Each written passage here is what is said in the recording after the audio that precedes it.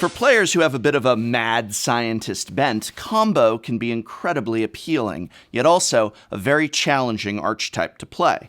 You have to know what cards you need, when to put them down, and how to interact in order to get that nearly unstoppable win. But of all the major deck archetypes, combo relies on timing and sequencing the most in order to get that victory. If you assume that combo decks are basically just Magic Solitaire, then you've thought wrong. Really wrong. Today we'll be looking at these key skills to see how we can get the upper hand in tricky situations for combo players. We'll look at some common mistakes and how to use the strengths of your deck to get past the other two archetypes, Aggro and Control. This is Tolarian Tutor.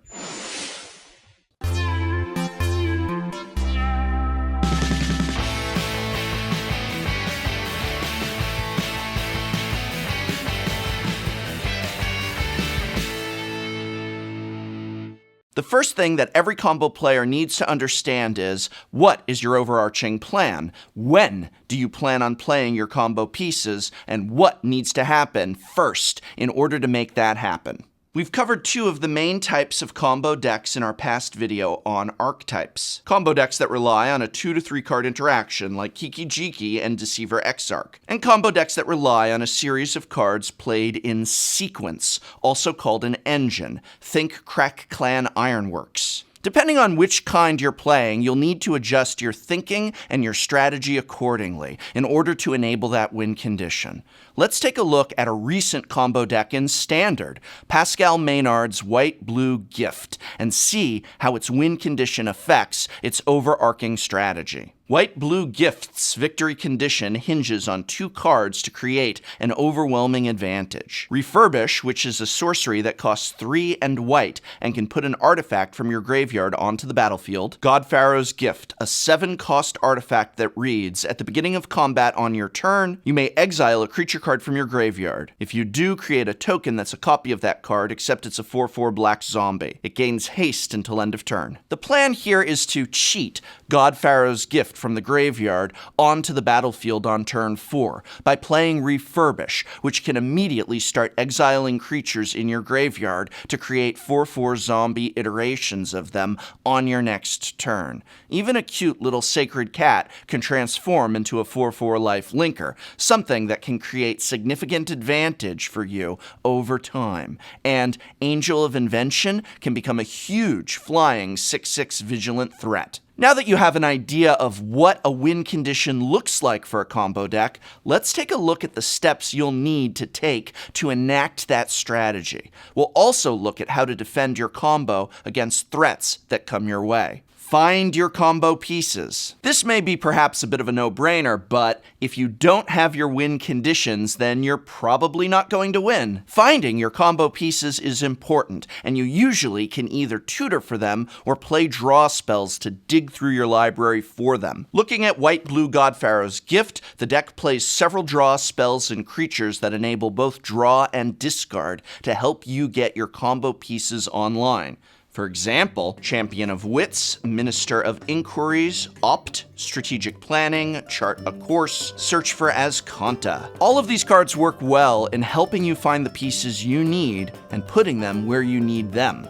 This utilization of card filtering allows you to sculpt your hand to fit whatever circumstance you need to face, whether it be an aggressive deck or a mirror match. Other control decks like New Perspectives relied upon the cycling mechanic in order to filter through card draws, but one way or another, you definitely need to make sure you find what you need to win, obviously, as soon as possible.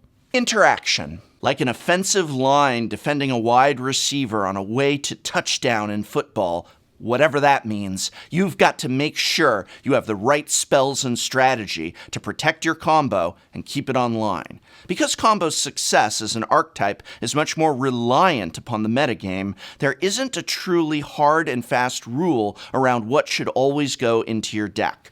This is actually a point in combo's favor, since it can be incredibly flexible depending on what your winning strategy is trying to achieve. As a result, combo can even have a very transformative sideboard plan. Assuming you're not going to just go all in right away, here are a few tricks that some combo decks have up their card sleeves to deal with disruptive threats. Counterspells. Some of the most effective ways of defending your win condition are catch-all counterspells, which can nullify most of the ways your opponent will try to trip you up. For example, Modern Gifts Storm mainboards 3 copies of Remand. Though it sends the spell back to its owner's hand, Remand's low cost and ability to draw you a card not only helps up the Storm count for cards like Grapeshot, but also helps you find tools to deal with your opponent. You can also Remand your own Grapeshot in a pinch to generate more Storm count and more copies. However, keep in mind that many combo decks don't typically mainboard counterspells and focus primarily on getting their win condition online. Flexibility. When we talk about flexibility, we're talking about having other win conditions that can pivot your combo deck into another route towards winning. This is usually done by using your combo pieces in a way that isn't just about comboing off, and takes advantage of multitasking cards. Let's take a look at Collected Company and Kitchen Finks. So, in a normal game, the deck's winning strategy is to combo off using Collected Company, Kitchen Finks, and Vizier of Remedies, along with a sacrifice outlet like Viscera Seer, to basically gain infinite life. The idea is that Kitchen Finks persists with a -1/-1 counter, but Vizier of Remedies stops that counter from being placed on Kitchen Finks. When Viscera Seer is on the board, you can sacrifice Kitchen Finks in perpetuity to gain all the life you'd ever want or need. However, in a pinch, Kitchen Finks itself can be an attacker and help soak up 2 removal spells, which can take the pressure off you while you get your other pieces on the battlefield. Sometimes you'll want interaction that's on the proactive side of things to make sure that your combo can go off without a hitch. There are several ways of handling this, so let's start with hand disruption. One of the most efficient ways of preempting your opponent's attacks is by getting threats out of their hand right away. Legacy Storm uses Duress, which for just 1 black mana immediately helps you not only get rid of a counter spell, but gives you perfect information about their hand. Permanent disruption. Another barrier to comboing off can be permanents like enchantments that can sit on the battlefield and make it impossible for you to act. For example, Eidolon of Rhetoric is an enchantment creature that says players can only cast 1 spell per turn, which can effectively switch off a Modern Storm deck. Eidolon, they should call it Idle Off. If this becomes an issue in your meta, you can simply sideboard in bounce spells such as Echoing Truth, which can easily bounce back your opponent's Eidolon and start your storm clock ticking again. Another great example is the use of Cast Out in standard white-blue God Pharaoh's Gifts. Though a bit pricey at 3 in white, it's great at taking care of pretty much anything that might threaten your plans, such as a Glorybringer. Removal.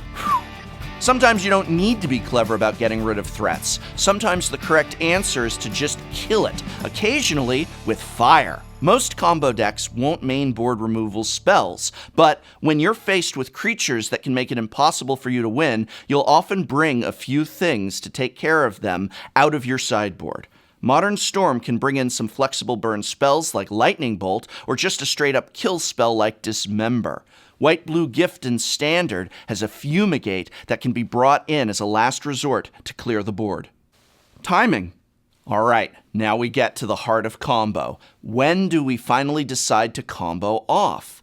You've got your pieces, and you've got the mana to cast them, but when does it make sense to actually try and go for it? When deciding whether or not to execute your combo, you need to balance 2 key elements, speed versus strength, not to be confused with the dual deck speed versus cunning, which stunk out loud. Speed. If you choose speed and decide to throw all caution to the wind on turn 2, going all in on your combo becomes a race between how fast you can make it happen and how quickly your opponent can shut it down.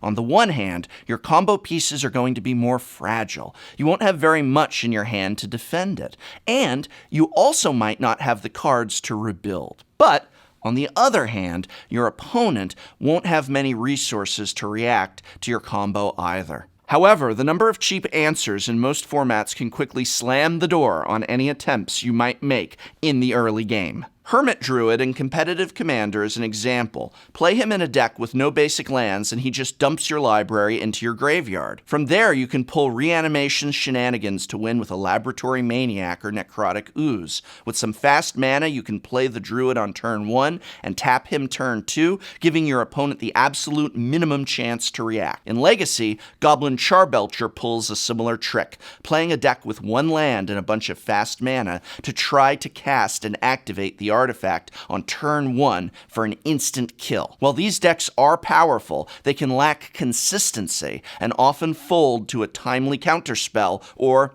a surgical extraction. Strength. In the context of a combo deck, strength refers to how well your combo is able to withstand disruption and threats. For this strategy, you'll take as long as you need to make sure it's absolutely safe for you to combo off. In these situations, you'll often retreat to play a more fair game of Magic, where you'll play creatures and pretend to be more of a mid-range or control deck. Then, when you have all the pieces you need to combo off, and, not to mention, all the pieces you need to protect it, that is when you strike. For example, back in the bad old days when Felidar Guardian was legal, the copycat combo dominated Standard. The most successful version was embedded in the shell of what we now refer to as Temur Energy. It played the same efficient creatures we all know and love, Servant of the Conduit, Rogue Refiner, Whirler Virtuoso, but backed all that up with the threat of infinite hasty cats. In many builds, little to no effort was put into protecting the combo. If your Saheeli got countered or your Guardian got killed, so be it. You just kept attacking with your good energy creatures and left your opponent guessing when you're going to try for the combo again. Beyond just being an instant win, your combo is there to force your opponent to hold back resources out of fear of the feline onslaught, allowing you to pull ahead on the battlefield. Common mistakes. Because combo can be so precarious, there are a couple of common mistakes that beginning players will make in their attempts to win. The first is not having enough mana to actually execute your combo. Whether it be casting your pieces or sequencing them carefully, you need to make sure you have all the resources you need to see the combo through to victory. The last thing you want to do is fizzle on your combo. For example, if you don't have enough mana in Modern Storm to grapeshot your opponent to death, then you're going to end up dying on the backlash. The second is just plain impatience. If you're too keen on your combo, you won't be able to pay attention to the board state enough to realize whether or not it's the right time to go off. Make sure you have a plan and stay patient. The best combo players are masters of timing, so keep yourself aware and alert. Matchups. Combo versus aggro. When playing against an aggro deck, you'll be entering a race that begins on turn 1. Can they kill you first, or can you combo off? Aggro decks don't usually have many ways to interact with a combo deck, so they'll be doing their best to just kill you as quickly as possible, using burn spells and creatures. In the meantime, it's usually not worth your time to address their threats and instead completely focus on getting your combo out as soon as possible. Combo versus control. When playing against a control deck, you'll be facing a player that, at any point, will have the correct answers for your combo pieces. In this case, patience rewards the combo player. Wait until the control player is tapped out, or sideboard such that your deck transforms more into a control deck to defend your combo. White-Blue Gift and Standard will sideboard in Negate and Jace's Defeat to deal with other control decks in the format, helping to resolve its own spells and disarm your opponent. Combo versus combo. Combo versus combo. It's a tricky showdown that usually results in a game of sudden death. You and your opponent will be paying some attention to one another, but there will rarely be any real interaction between you two. Instead, you'll both be focusing almost all of your efforts on making sure your combo hits the table first, and whoever does wins the game. There isn't usually anything more complicated than that, but instead of transforming using a sideboard strategy, combo versus combo usually doubles down on getting their combo out as soon as possible.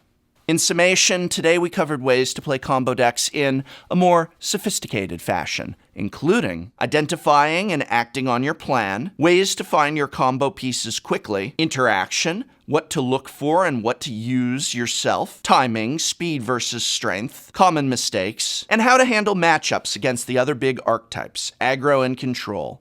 This is Tolarian Community College. I'm the professor. Our professional consultant is my own tutor, Emma Handy. Michelle Rapp is our script supervisor. And remember, it's not about winning individual games of Magic.